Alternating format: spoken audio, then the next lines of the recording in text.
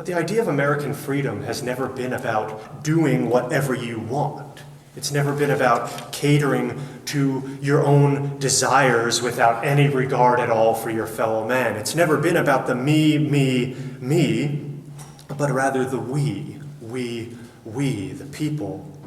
That's why of anyone who has ever attempted to define this idea of American freedom, ironically, I don't think anyone has ever done it better than a Polish man, Karol Wojtyła, also known as Pope St. John Paul II.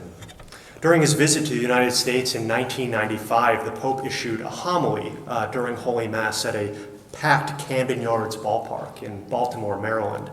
There he addressed the reality of freedom through a Catholic perspective, and he did it in one profound sentence. He said this: "Freedom consists not in doing what we like, but having the right to do what we ought. Freedom consists not in doing what we like, but in having the right to do what we ought." Now remember, this homily has been being given to a Catholic audience, sure, but in a country where religious affiliation is already on the decline, and society is settling into this kind of new norm after the upheaval of social mores that were really brought about, I think, by the sexual revolution in the late 60s and 70s. With this in mind, the Pope was very much aware of all this, so he nuanced his line by reminding Americans of another reality, and it's one that I think that we had already at that time begun to forget.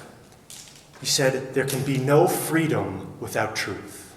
There can be no freedom without truth.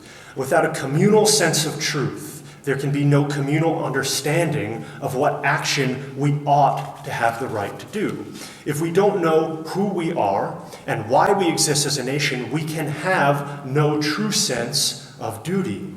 And this is why the Pope emphasized that Americans must be united in truth. Americans must be united in a belief that truth is objective and based in right reason. Americans must be united in knowledge that truth is knowable and brings us to a deeper understanding of the dignity of the human person and a greater reverence for our shared origin and destiny in the sight of a loving God.